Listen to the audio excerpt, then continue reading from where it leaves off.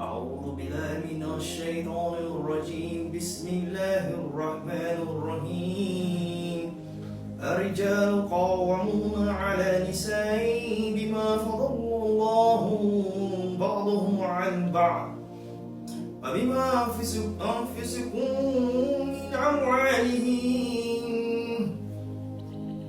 فالصالحات قانتات حافظات لغيب بما حفظ الله والذين تخافون نشوزهن فعظوهن واهجروهن في المضاجع واضربوهن فإن أطعنكم فلا تبغوا عليهن سبيلا إن الله كان عليا كبيرا. Sadaqallahu al-Azim.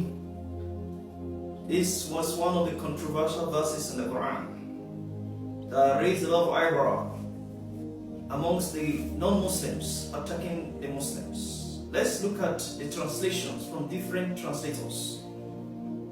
According to the famous one, Al-Muhsin Khan, he translated the verse this way, found in Surah Al-Nisa, the chapter of women, which is chapter 4 of the Holy Quran, verse 34, goes this way, that men are maintainers of women, that men are those who maintain women with their worth, what Allah has favored part of them over others. And the righteous women are those women who protected their chastity and their obedience towards their husbands. And these people, they protected their chastity, what Allah has protected for them. And He said, if you fear, mean the believers, that these women will become rebellious, then you have to advise them, talk to them, then stay away from them. Mean depart away from them, from their beds where they sleep, and beat them or strike them.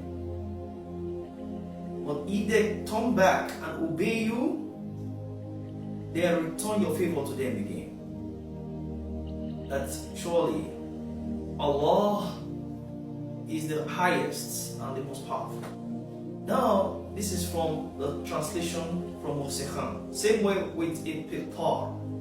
Piqtar did the same translation with the first line, second line, the same third line. Then comes to the one Fahiduhunna Waharjuhunna fi madaji wadribuhunna.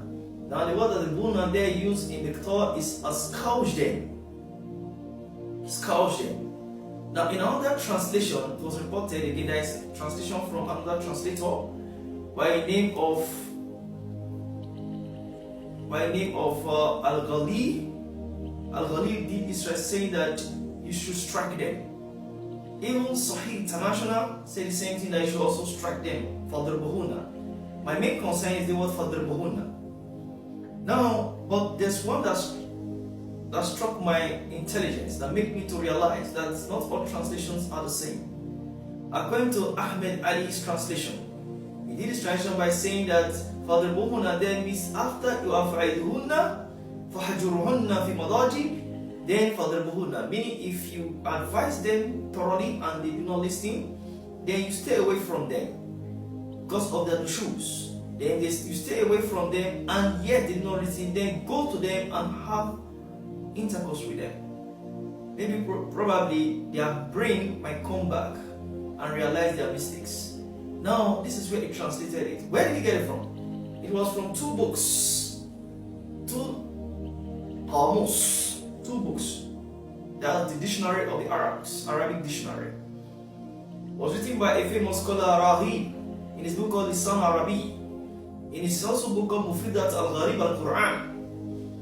And also another famous scholar called Zamakhshari in his Kashaf, called Tafsir al-Kashaf, which he was giving tafsir of this verse. That the word fa'iduna meaning advise them, talk to them. Then fahjurhunna fi madaji, then stay away from them, from their beds. Be in the beds. Then after fadribuhunna, meaning you should what? You should go to them without their permission. Go to them and have sex with them. Do whatever you want to do with them. It's your women. That is what the translation says. And the tafsir from those authors, those people like Zamakhshari in his Tafsir al-Kashaf, and also Ar-Raghib in his Lisan Arabi, and also Mufidat al-Gharib in al-Quran. Now let's move on. Now, if you look at the word darab, daraba is used commonly by the Arabs, not just by beating, because the Prophet did not allow beating. He found in many Sahih books. We'll come back in the next episode to explain that. Now, what does the word darab mean? Darab can also mean set forth or proceed.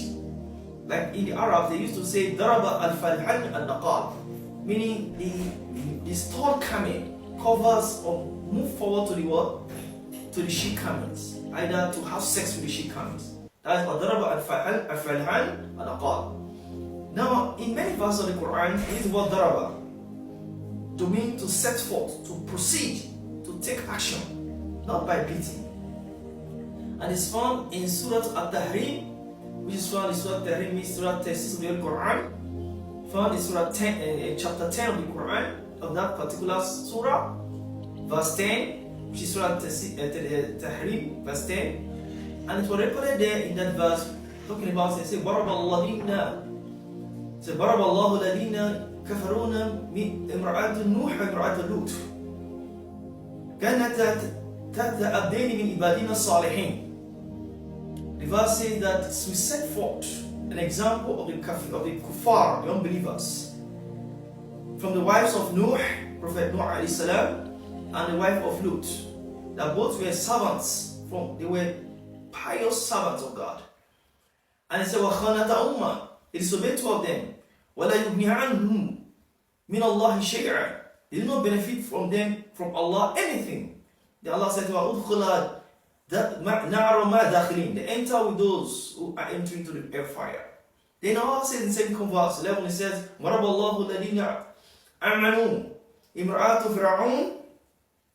Then we set forth another example. This is what baraba. Baraba means to set forth. Daraba, to set forth. Another example to the believing people, that's the believers. That the wife of Fir'aun, when he said, وَقَالَتْ رَبِّ إِبْنِ لِي إِنْدَكَ بَيْتَ فِي الْجَنَّةِ, build for me a house in Jannat. And وَتَنْجِي مِنْ فِرْعَوْنَ وَمِنْ أَعْمَالِهِ, and also وَمِنْ أَعْمَالِهِ, then protect me from Fir'aun and his armies, his workers. I mean, I'm coming with the people of wrongdoers. So with all these, what we use daraba. Daraba simply means to set forth. Doesn't mean beating, as the verse of the Quran put it forward for all believers to read.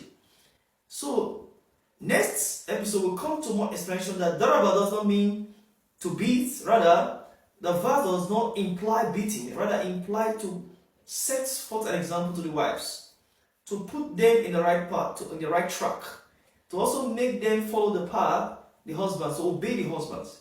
And there are many tactics the husbands should use in order to protect their marriage and their life within their marital circle, so that there will not be any disagreement between them and the wife. So we'll come to the next episode, bring some hadith on that. Thank you very much, brothers and sisters, for this wonderful day. Thank you.